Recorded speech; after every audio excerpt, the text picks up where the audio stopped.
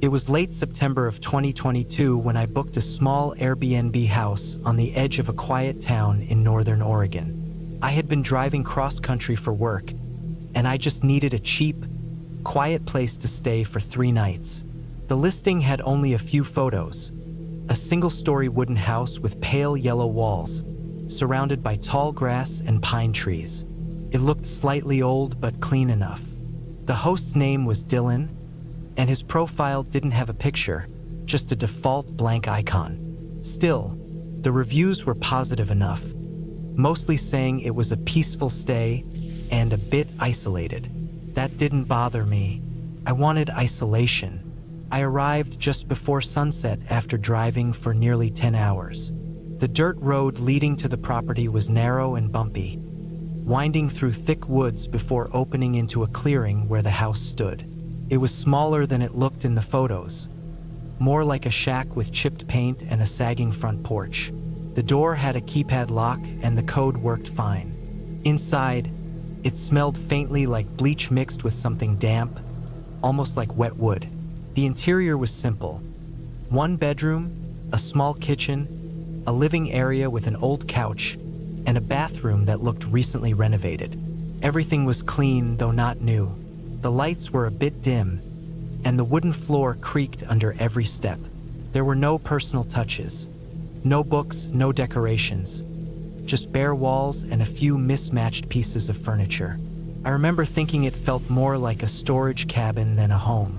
That first night, I unpacked a few things, made a sandwich, and tried to relax on the couch with my laptop. But the Wi-Fi barely worked. The signal was so weak I couldn't load anything properly. It didn't matter much. I was too tired to care. I fell asleep around 10 p.m., half watching an old movie I'd downloaded earlier. Sometime around 2 a.m., I woke up. It wasn't to any noise exactly, but something felt off. The room was darker than I remembered, and there was this strange awareness that someone could be standing just out of sight. My heart was beating fast for no clear reason. I turned on the lamp beside the couch, and the faint light filled the room. Everything looked normal. Door shut, windows closed, nothing out of place. I told myself it was just the quiet getting to me. I'd been alone on the road too long. The next morning, I noticed small things that I hadn't the night before.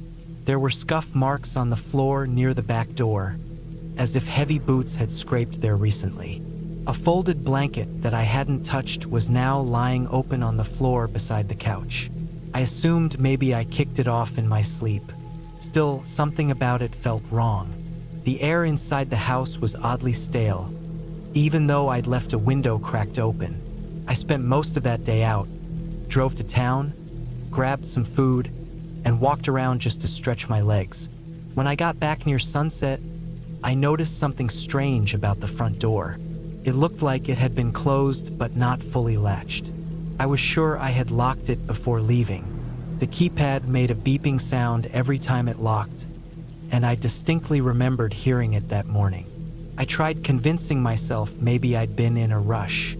That night, I couldn't sleep as easily. The woods outside were completely silent. No crickets, no wind, just stillness. I left the bedroom door open a little and the hallway light on. Around midnight, I heard a faint creaking, the sound of footsteps moving across the living room floor. They weren't quick or loud, just slow, deliberate. I froze. My heart was pounding so hard I could feel it in my throat. I waited, not moving, barely breathing. The footsteps stopped. Then silence again. I stayed awake for what felt like hours, just staring at the crack in the door. Eventually, exhaustion won, and I drifted off sometime before dawn. When I woke up, the light in the hallway was off. I hadn't turned it off. I checked the whole place. Nothing was missing, nothing seemed broken. But I found something that made my stomach twist. Behind the couch, tucked against the wall, was a small black duffel bag. It wasn't mine. Inside were a pair of muddy boots, a flashlight, a knife, and a small stack of folded clothes, all men's clothing. The tag on one of the shirts had a name written in permanent marker, DK. I stood there staring at it, trying to think of any logical explanation. Maybe the host kept supplies there. Maybe a cleaner left it. But the listing said entire place, and there wasn't supposed to be any shared storage. I grabbed my phone to call the host, but there was no signal at all. Even the Wi-Fi was completely dead. That's when I noticed the window in the kitchen was open wider than I'd left it. The screen was pushed slightly outward, and there were faint dirt marks on the sill. It looked like someone had climbed in or out. My chest tightened. I couldn't tell if they were still in the house or not. I decided to leave right then. I threw everything back into my bag and went to the car. When I stepped outside, I noticed fresh tire tracks in the dirt driveway that weren't there when I arrived. They led off into the woods. I didn't care where they went. I just got into my car and drove as fast as the road allowed. When I reached town, I pulled into a gas station and connected to their Wi-Fi to contact Airbnb. I reported everything: the open door, the duffel bag, the noises, the possible break-in. The representative said they would look into it and refund my stay. 2 days later, I got an email saying the listing had been removed for security concerns. Out of curiosity, I searched the address on Google Maps. The location was still there, but when I zoomed in on Street View, something caught my attention. The photo of the property was old, taken maybe a few years earlier, but there were 2 vehicles parked in the driveway back then, and the description under the address mentioned property abandoned after 2019. That Airbnb I stayed in wasn't supposed to be rented at all. I tried to look up Dylan K, but nothing came up. No profile, no contact info, nothing. Airbnb said the host account had been deleted right after my report. I thought about the duffel bag, the muddy boots, and the footsteps. Whoever Dylan was, he either never left that property or had been using it for something else entirely. I still think about that night sometimes, especially when I stay somewhere alone. Every sound in the dark feels sharper now, every creak heavier. And even though I've stayed in plenty of Airbnbs since, I always check behind the couch before going to sleep.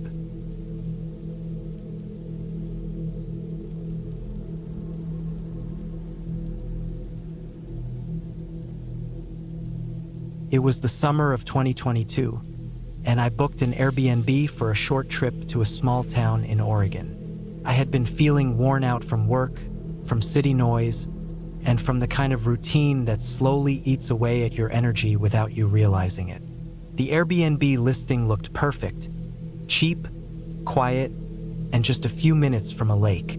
The photos showed a small wooden cabin surrounded by trees, with a little porch and a hammock out front. The host's reviews were mixed, but nothing that seemed alarming. A few people mentioned that the place felt strange at night, but I brushed that off as small-town superstition.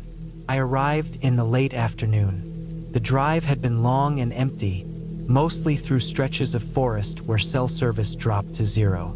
The cabin sat at the end of a narrow dirt road that my GPS almost didn't recognize.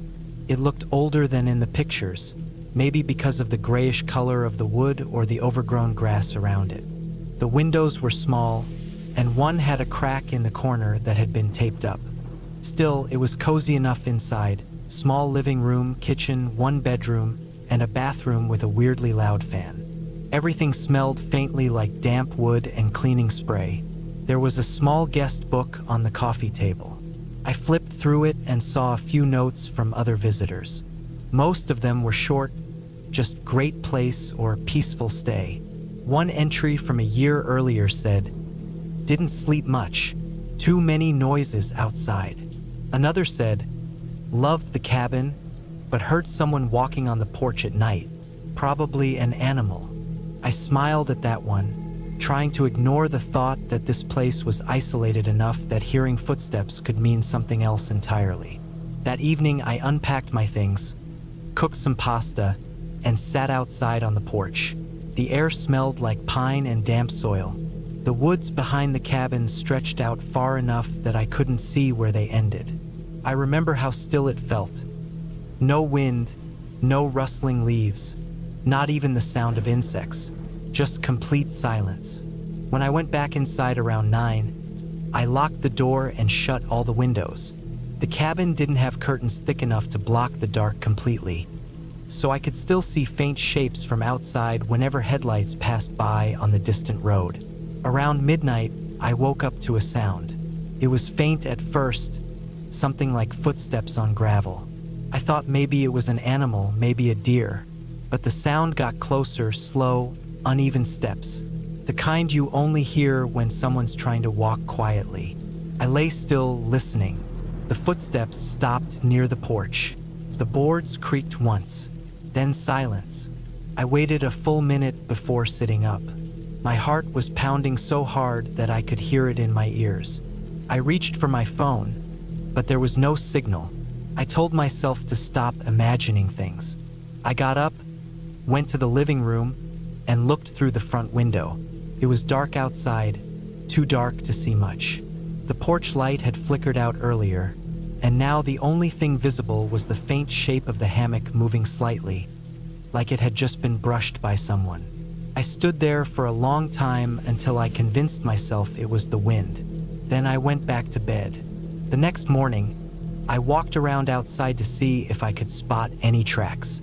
The ground near the steps had 2 muddy marks, almost like shoe prints, but I couldn't tell how fresh they were. I tried to laugh it off, but I locked the door every time I stepped inside after that. That night, the power went out around 10. 1 second, I was scrolling through my phone with a weak Wi-Fi signal, and the next, the whole cabin went dark. I used my phone's flashlight to find a candle in the kitchen. The quiet felt heavier without the hum of the fridge or the fan. When I walked into the bedroom, I froze. The door that led to the small closet was open. I was sure I hadn't opened it. Inside was nothing but a few hangers and a folded blanket, but the air smelled faintly like sweat, like someone had been standing there for a while.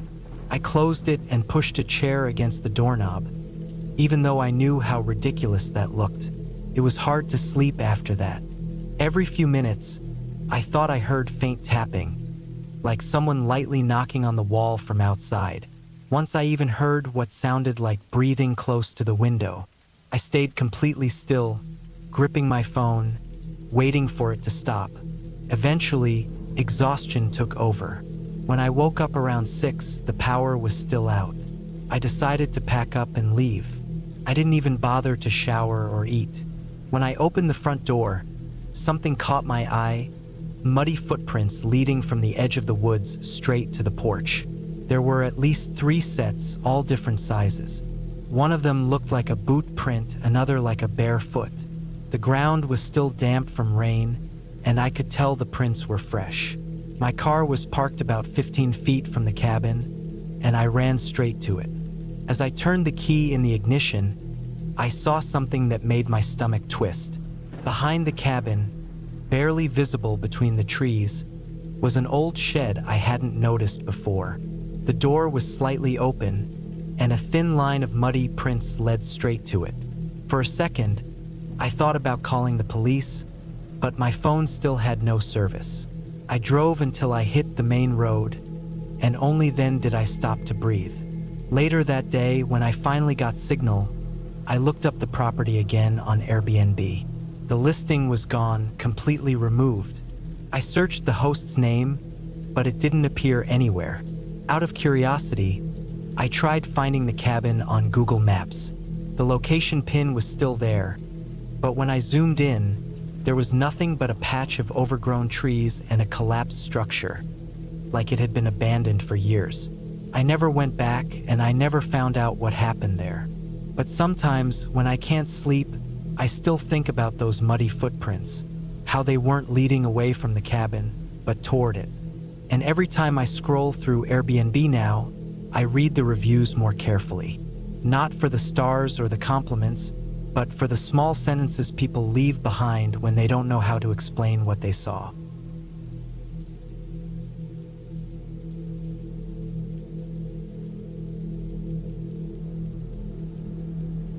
I booked the Airbnb because it was cheap and looked clean in the pictures. It was a small one-bedroom apartment on the edge of a quiet town in Oregon. The owner had only a few reviews, but they were all positive, things like peaceful stay and very private. I needed that kind of peace. I had just gotten a week off from work and wanted to spend some time alone, somewhere quiet, away from people and noise. The photos showed a small apartment with a simple kitchen, a couch, a big window overlooking trees, and a bedroom with a single bed. Nothing fancy, but it looked perfect for being alone. When I arrived, it was late in the afternoon. The area was almost silent except for the sound of wind brushing through the trees. The air smelled like rain and wet dirt. The apartment was attached to the back of a larger house, but it had a separate entrance that faced a patch of woods. The host wasn't there, just a lockbox by the door. I got the key, opened the door, and stepped inside. The place looked almost exactly like the pictures, just smaller in person. The smell of cleaning products was strong, like someone had just wiped every surface. There was a faint humming noise, maybe from the refrigerator. The floor was wooden and uneven in some spots. The furniture was basic: an old couch, a coffee table, a small dining table, a bed, and a bathroom with a flickering light. The big window that faced the trees had no curtains, which felt strange. You could see deep into the woods from there, but it also meant that if someone was out there, they could see inside. I tried not to think about that. The first night was fine. I cooked pasta, read a bit, and went to bed early. The place was so quiet that I could hear every small sound: the creaks of the wood, the humming of the fridge, and the occasional rustle from outside. Around midnight, I woke up to a dull thumping sound. It wasn't loud, just steady. It came from somewhere near the kitchen. I lay still, trying to tell if it was something inside or outside. After a few minutes, it stopped. I convinced myself it was the fridge making noise and went back to sleep. The next morning, I saw muddy footprints by the back door. They were small, maybe from boots, and they led from the door to the sink. I froze for a few seconds, staring at them. I checked the door, it was still locked. The window was closed too. I tried to tell myself maybe I had stepped there last night after going outside, but I hadn't gone out. I cleaned the prints with paper towels and tried to forget about it. During the day, I drove to the nearby town for groceries and came back in the evening. When I got back, something about the apartment felt different. I couldn't tell what exactly. It was just a faint feeling, like things were slightly off. The hand towel in the bathroom was folded differently. A chair near the window was pulled out a little. The kind of details that made me question if I had just forgotten how I left them. That night, I couldn't relax. I kept glancing toward the big window facing the woods. The forest looked darker than before, almost like it was swallowing all the light from the porch. I sat on the couch for hours, scrolling through my phone just to distract myself. Around 11, I turned off the lights and went to bed, but I couldn't sleep. I kept hearing faint, irregular tapping sounds from somewhere near the window. Every time I looked, there was nothing. At around 2 in the morning, I heard what sounded like soft footsteps from the kitchen area. Slow and careful, like someone trying not to be heard. I didn't move. My heart started pounding so hard I could hear it in my ears. The sound continued for a few seconds, then stopped completely. I wanted to get up and check, but I couldn't make myself do it. I just stayed there, staring at the dark ceiling until sunrise. When morning came, I found the back door unlocked. I was sure, completely sure, that I had locked it before bed. The handle was wet, and there was another muddy footprint near it, smaller than the ones before. I felt sick to my stomach. I checked the whole apartment, under the bed, inside the closet, behind the bathroom door, but there was no one there. I decided to leave that night. I didn't even ask for a refund. I packed my bag and spent the day sitting in my car at a nearby cafe, trying to decide if I was overreacting. When I came back in the evening to grab the rest of my stuff, I noticed something that made my skin crawl. On the small dining table, there was a single apple.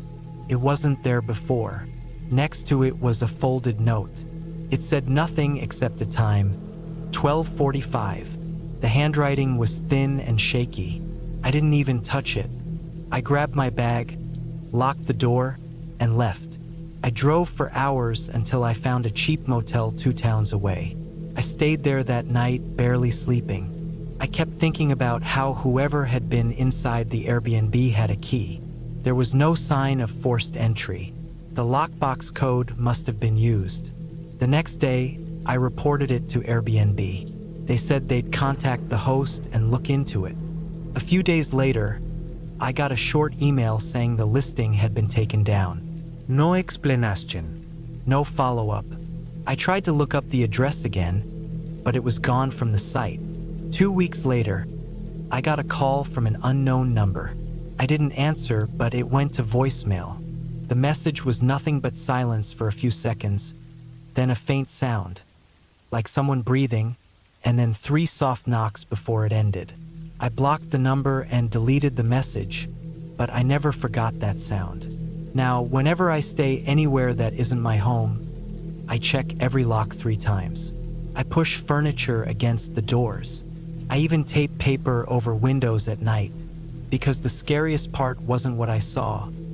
It was knowing that someone, whoever they were, had been there, watching me sleep, moving things just slightly, leaving little signs that they were still around. And they probably would have come back again if I hadn't left when I did.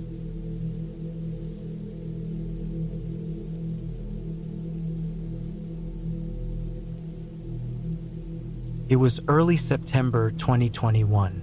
I had booked a small Airbnb in Northern Oregon for a week, just to get away from everything. I had been working nonstop for months, and my head felt like it was filled with static. The place looked perfect in the photos, an isolated cabin tucked between tall pine trees, a short drive from a lake, and no neighbors nearby. It was cheap too, which should have been my first warning sign, but at the time I thought I was just getting lucky. The drive there was quiet. I left Portland early in the morning, and by the time I reached the small town near the cabin, the sun was already starting to fade behind the trees. The road narrowed into gravel, then dirt, winding deep into the woods. My phone signal disappeared somewhere around the halfway point, but that didn't bother me. I actually liked it. I wanted to be cut off for a while. When I arrived, the cabin looked older than in the pictures. The paint on the porch was peeling, and the front steps sagged slightly. The listing had called it a rustic retreat, which was one way to describe it. Still, it wasn't bad. The air smelled like damp soil and pine. There were no other houses in sight, just silence and the constant hum of insects. Inside, the cabin was simple: 1 bedroom, a small living area, and a kitchen. The air felt stuffy, like no one had been there in weeks. There was a faint smell of something metallic, almost like old blood, though I brushed it off as rust or maybe mold. The first thing I did was open every window. The floorboards creaked under my feet, but the place was clean enough. I unpacked, made a cup of coffee, and sat outside on the porch as the last bit of sunlight disappeared behind the trees. The quiet was heavy. At first, it was peaceful, but after a while, it started to feel too quiet. No cars, no voices, no wind, not even birds. Just a deep, almost unnatural stillness that made every tiny sound seem amplified. The snap of a twig somewhere behind the trees, the faint hum of electricity inside the cabin. I tried to shake it off. That night, I had trouble sleeping. The bed was stiff, the sheets smelled faintly of mildew, and I could hear faint scratching somewhere inside the walls. I figured it was mice. Around 2 a.m., I woke up to what sounded like footsteps on the porch. Slow, deliberate steps, one at a time. My chest tightened. I told myself it was an animal, maybe a deer. I didn't get up to check. Eventually, the sound stopped, and I fell back asleep sometime before sunrise. The next morning, I went outside. There were footprints on the porch, bare feet. They looked old, dusty, maybe from the previous guest, I told myself. Still, they made me uneasy. The rest of the day was normal. I went to the lake, took a few photos, tried to enjoy the peace. But when I came back that evening, something felt off. The front door was slightly open. I knew I had locked it. I was sure of it. I stood there for a while, staring at the narrow gap, trying to convince myself that maybe the latch didn't catch properly. Inside, everything looked the same, nothing missing, nothing out of place. But the air felt different, heavier, colder. I closed the door and shoved a chair under the handle before going to bed. That night, the scratching in the walls got louder. It wasn't mice this time, it was too rhythmic, like something dragging along the wood. I stayed perfectly still, staring at the ceiling, counting the seconds between each sound. Then I heard it again, the footsteps on the porch. But this time, they stopped right outside the bedroom window. I didn't move. The sound stayed there for a long time, then slowly faded away. When morning came, I checked outside. There were fresh footprints again, bare feet, this time in the mud, smaller than before. I wanted to pack up and leave right then, but my car battery was dead, completely drained. I hadn't left the lights on, and the car was only a year old. I didn't know anyone in the area, and I still had no cell service. I tried not to panic. I spent most of that day inside, double-checking the locks, listening to every sound the cabin made. Around sunset, I decided to walk down the road toward the main highway to try and find help. It was about 5 miles, but I didn't want to stay another night. I packed my bag, locked the cabin, and started walking. The woods were darker than I expected. The trees seemed to lean closer as the light faded. After about an hour, I realized I hadn't seen a single car or house. Then I saw something on the side of the road. An old mailbox with the same number as the cabin. Only this one was rusted and bent, like it hadn't been used in years. That didn't make sense. The listing said the place was maintained regularly. As I kept walking, I noticed more strange things. The road didn't look familiar anymore. It started curving in ways that didn't match what I remembered driving in. At one point, I saw the same cabin through the trees, just a few hundred feet away. My stomach dropped. Somehow, I had walked in a full circle without realizing it. When I got closer, I noticed the front door was wide open. The inside looked darker than before, almost black. I thought about running, but I didn't know where else to go. I stepped inside, and that smell, metallic, sour, was stronger than ever. The air felt thick, like it was pressing against me. On the floor, near the window, there were muddy footprints leading toward the bedroom. Smaller ones again. In the bedroom, the sheets were pulled off the bed. The window was cracked open. On the windowsill, there was a small pile of dirt and a half-eaten apple that hadn't been there before. I backed away slowly. I didn't sleep that night. I sat in the corner with the lights on, watching the shadows move across the floor. Around 4 a.m., I heard a car engine in the distance. I ran outside, waving my arms. It was a local sheriff's truck. He looked surprised to see me there. When I told him I was renting the cabin, his face changed. He said the property had been empty for over a year. The owner had passed away, and no one had been living there since. Later, I found out the Airbnb listing had been fake. Someone had used old photos, collected payments, and vanished. The sheriff told me they'd been investigating similar cases in nearby towns. I never found out who had been in that cabin with me or how they got inside. But those footprints, those small, bare footprints, still stay in my head. Every time I think about it, I wonder if they belong to whoever made that fake listing or to someone who'd been living out there long before I arrived. Either way, I've never stayed in another Airbnb again.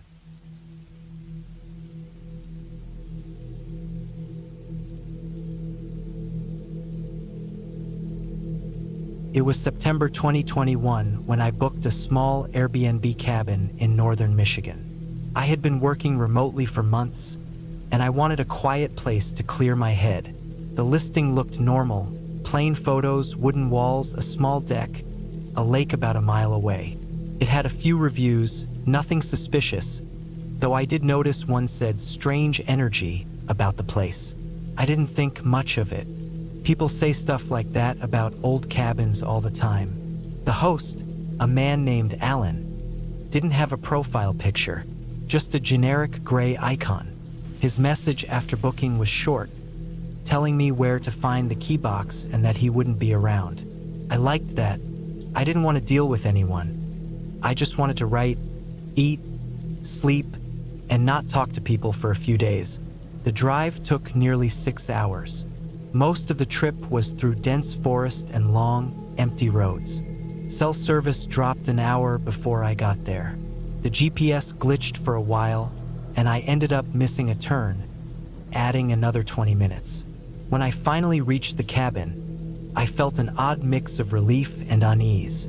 The place was smaller than it looked online. The wooden siding was darker, almost gray, and the steps creaked when I walked up to the porch. Inside, it smelled faintly of dust and pine cleaner. Everything looked normal enough. A small couch, a coffee table, a stone fireplace, a kitchen with mismatched dishes, and a bedroom down a short hallway. There was one more door next to the bathroom, locked with a padlock. I assumed it was a storage closet. After unpacking, I walked around the property. The cabin sat on a clearing surrounded by trees so thick that I couldn't see more than 30 feet into them. There was a faint trail leading toward the back, but it disappeared after a few yards. I didn't go further. The stillness was heavy.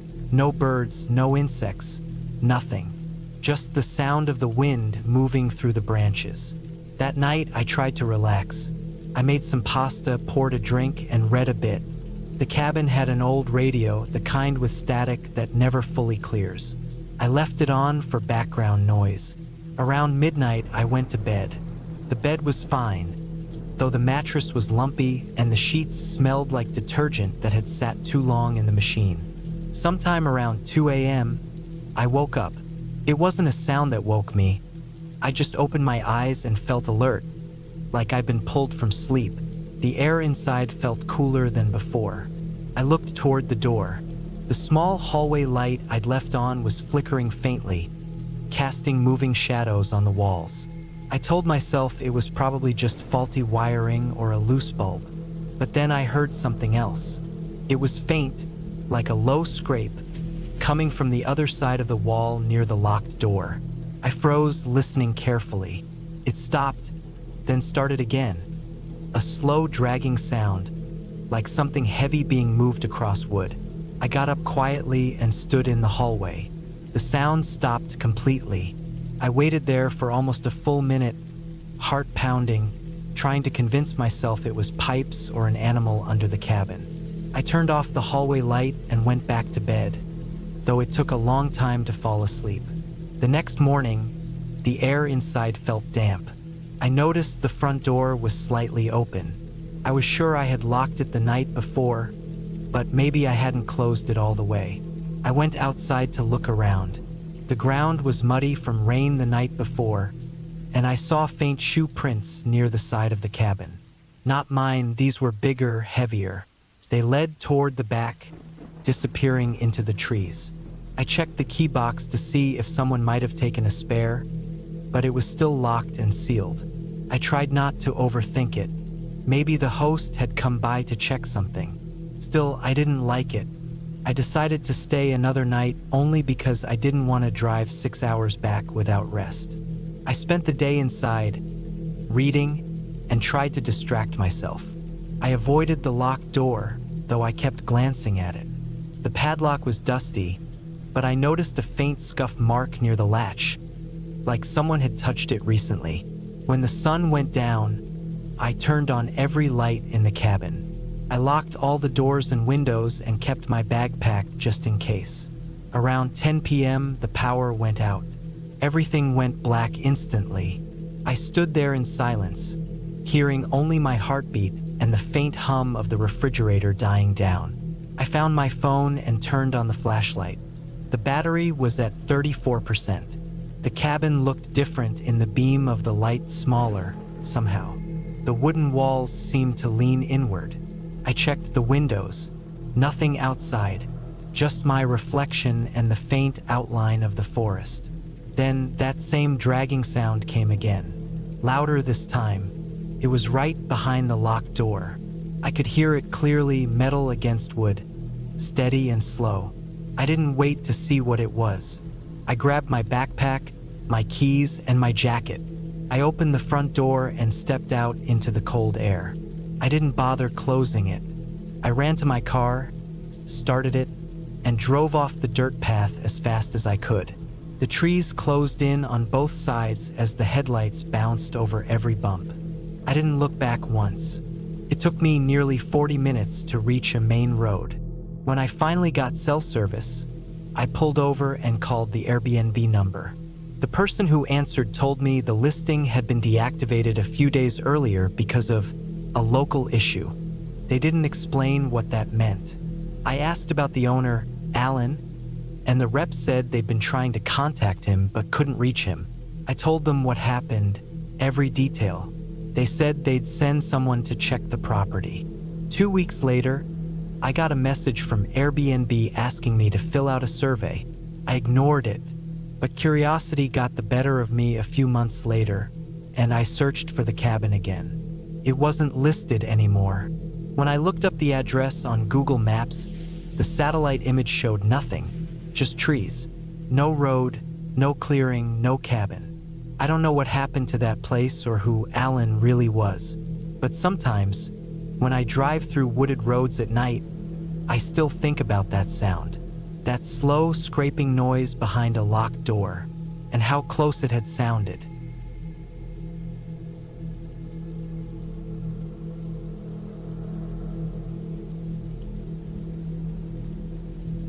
It was the summer of 2021 when I decided to take a short trip alone, just to get away from everything. Work had been draining, and I hadn't had any peace for months. I found this small Airbnb listed outside a quiet town called Marble Ridge in Oregon. The pictures looked calm. Wooden cabin, wide windows, trees surrounding the property, and no neighbors nearby. The reviews said things like, perfectly peaceful, quiet and private, ideal for a solo trip. That was exactly what I wanted. The host's name was Marlene. She didn't seem too talkative in messages, just short replies, check-in code, directions, house rules. I didn't think much about it. Most hosts are like that. The drive there took around 5 hours from Portland. The last 30 minutes were through narrow roads with no streetlights, just trees on both sides, dense and tall, bending inward like they wanted to block the sky. The air was colder up there. When I arrived, the light outside the cabin had already turned on automatically, that soft yellow bulb that attracts bugs. The place looked exactly like the photos, maybe even better. Inside smelled of old wood and lemon cleaner. There was a single couch, a small TV, one bedroom, and a kitchen with older appliances. The fridge made a soft humming noise. Everything looked clean but a bit too neat, like someone had just left 5 minutes ago. There was a bowl of fruit on the table, too perfect, no signs of aging or use.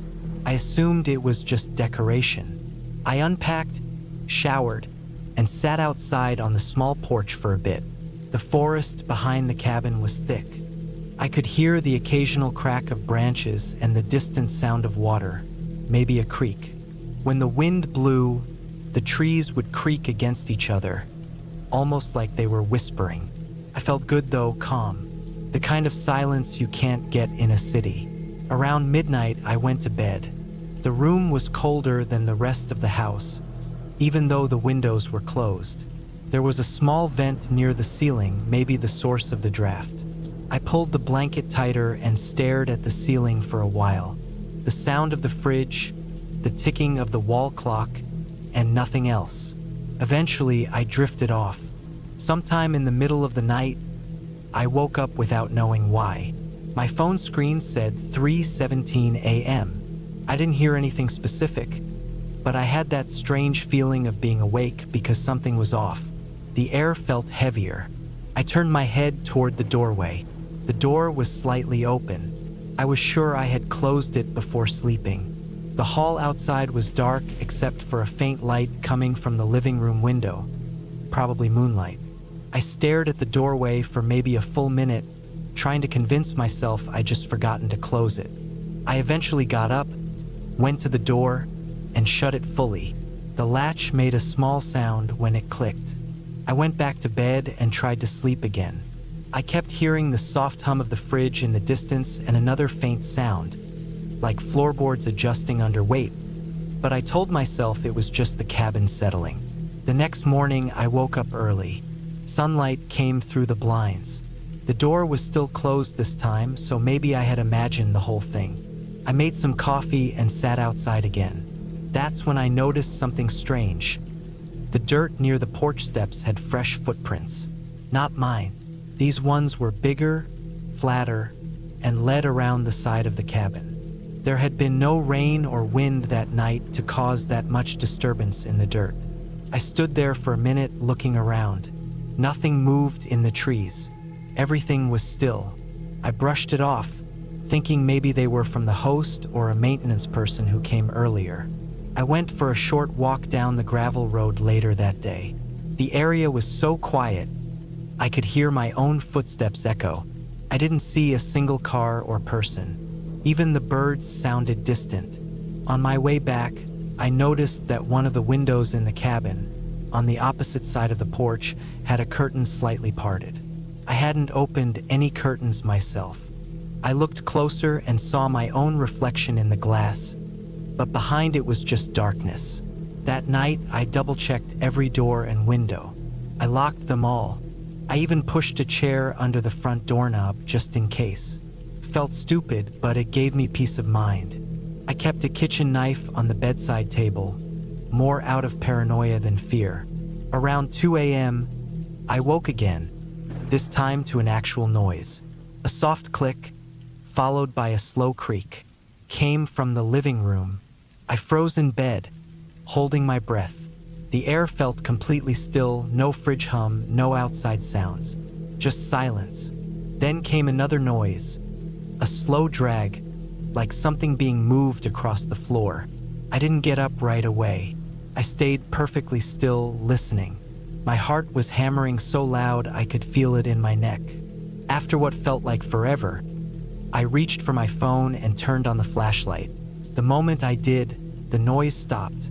I got out of bed, light shaking in my hand, and walked slowly toward the living room. The chair that I had wedged under the doorknob was pushed slightly aside. Not enough to open the door, but enough to tell that someone or something had tried. My stomach dropped. I checked the lock. It was still in place, but the metal looked scratched, as if someone had picked at it. I felt a cold sweat run down my back. I didn't stay another second. I grabbed my keys, my bag, and drove off, barefoot, leaving half my stuff behind. The woods looked different in the dark, black and endless. I didn't stop until I reached a small gas station near the highway, lights buzzing over the pumps. I sat there in the car, shaking, trying to catch my breath. The next morning, I reported it to Airbnb and the local police. They said they'd check the property. 2 days later, I got an email from the police. They found evidence that someone had been staying underneath the cabin, an old crawl space that wasn't listed anywhere in the property details. Inside, they found a sleeping bag, some food wrappers, and a few tools, including a small lockpick set. The officer wrote that it looked like someone had been secretly living there for a while, coming in and out at night when guests were asleep. They never caught whoever it was. The host claimed she had no idea the crawl space even existed. I think about it sometimes. How quiet it had been that night, how the air had felt heavy, how close I might have been to someone watching me through those windows while I slept. I can still see those footprints in the dirt every time I close my eyes. I never used Airbnb again after that.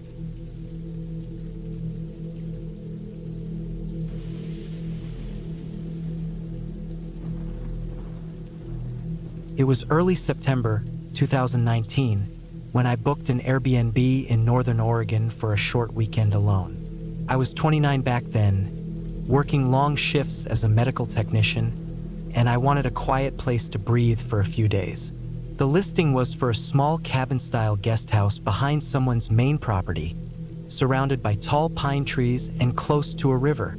The pictures showed warm yellow lights, a clean little kitchen, and a deck with 2 chairs facing the forest. It looked simple, private, and quiet, exactly what I wanted. I arrived late in the afternoon, around 5. The sun was still up, but the light was dimming, and everything had that orange tint you see before sunset. The property sat at the end of a long dirt road, a couple of miles from the nearest paved street. There were no other houses in sight, just trees and a faint sound of running water somewhere nearby. The main house looked empty. No cars, no lights. The guest house was maybe 50 yards behind it, separated by a patch of grass and a few tall, crooked trees. I parked beside the cabin, grabbed my backpack, and unlocked the door using the code the host had sent me. The first thing that hit me was the smell. It wasn't bad, just stale, like a place that hadn't been opened in a while. I turned on the lights and looked around. The inside looked exactly like the photos. A small kitchenette, a sofa, a short hallway that led to a single bedroom and a bathroom. Everything looked clean enough but slightly off, like someone had cleaned it in a hurry. The towels were folded neatly, but the bed looked like it had been laid on recently. The sheets weren't wrinkled, but the pillows had that uneven shape that comes when someone's head rests there for a bit. I brushed it off. People use Airbnb all the time. Maybe the last guest checked out late. I unpacked, made myself some instant noodles, and sat outside on the deck. The woods were quiet except for the faint hum of crickets and the sound of the river somewhere beyond the trees. I didn't see any lights from neighboring houses. By the time it got dark, I felt relaxed enough to turn in early. I woke up sometime in the middle of the night because of a sound. It wasn't loud, but sharp enough to pull me out of sleep. It sounded like a door hinge, a soft creak, somewhere near the front of the cabin. My eyes adjusted slowly to the darkness. I could see the faint shape of the dresser and the edge of the curtain swaying slightly, like a draft had come in. The air felt cooler than before. I lay there for a few seconds, listening. I told myself it was probably the woods settling or the wind outside. Still, I reached for my phone and checked the time. It was 2:46 a.m. I couldn't go back to sleep right away. I kept hearing small, uneven sounds like soft pressure on the floorboards, the kind you make when you try to walk quietly. My heart started to beat faster. I stayed still, staring at the dark outline of the bedroom door. After a few minutes, everything went silent again. I waited longer, then slowly sat up. I didn't want to turn on the lights, but I used the flashlight from my phone. I walked through the hallway, checked the front door, the windows, the kitchen. Everything looked fine, locked. I felt stupid for panicking. I went back to bed, left the phone light on for a bit, and eventually fell asleep again. The next morning, the air felt different, heavier, still. I noticed muddy footprints near the entrance. They weren't mine. My shoes were still by the door, clean. These were larger, maybe from boots, and they led from the entrance to the bathroom and back. My stomach dropped. I walked to the bathroom and looked around. The small window above the toilet was open slightly. There was dirt on the sill, like someone had used it to climb in or out. I didn't want to panic right away. My mind tried to find reasonable explanations. Maybe maintenance had come by mistake. Maybe the host had someone check on the place. But the more I looked, the less sense it made. The footprints were fresh, and the open window wasn't listed as an emergency exit or anything. I sent a message to the host through the Airbnb app, saying I thought someone had entered during the night and asked if anyone else had access to the property. I didn't get a response. I decided to stay one more night only because I didn't have another place booked. I locked every door and window before sunset, even put a chair under the doorknob of the front door. I kept the lights dim and stayed awake most of the night, scrolling through my phone, trying to distract myself. Around 1 a.m., I heard movement again, this time outside, near the deck. Slow, careful steps, then silence. I didn't move. My hands were shaking. I sat there on the bed, listening. After maybe 5 minutes, I heard it again, but closer, like someone brushing against the side of the cabin. I turned off my phone light and held my breath. I heard the faint sound of wood creaking, like weight shifting on the deck boards. Whoever it was didn't knock or try to open anything. They just stood there. Then I heard the crunch of footsteps fading into the woods. I stayed frozen for another hour before I finally turned the lights back on. When morning came, I went outside to check. On the deck railing, there were clear handprints, muddy, but detailed enough that I could see where the fingers had dragged across the wood. I didn't even finish packing properly. I shoved everything into my bag and drove off. I didn't stop until I hit the main road. A few days later, the host finally replied. She said she was sorry for the delay, that she hadn't been at the property for weeks, and that no one else had access to the guest house. She told me she'd look into it and contact local authorities if needed. I never heard another update. Months later, I was scrolling through the local news out of curiosity and saw a small story about a man arrested in the same area. He'd been living off-grid in abandoned or unused vacation homes, hiding in crawl spaces and attics. The article said he often entered through bathroom windows or back doors, staying only at night and leaving before sunrise. They found a few stolen items, sleeping bags, and even old food wrappers in some of the properties. The photo showed a man in his 40s, with long, dirty hair and a blank stare. I kept thinking about that small bathroom window, about the footprints, about the faint sounds at 2:46 a.m. I realized I hadn't been alone that first night. He'd probably been inside the cabin before I arrived, maybe hiding under the bed or in the crawl space beneath the floor. I'd rented a weekend getaway, and without even knowing it, I'd shared it with someone who never should have been there.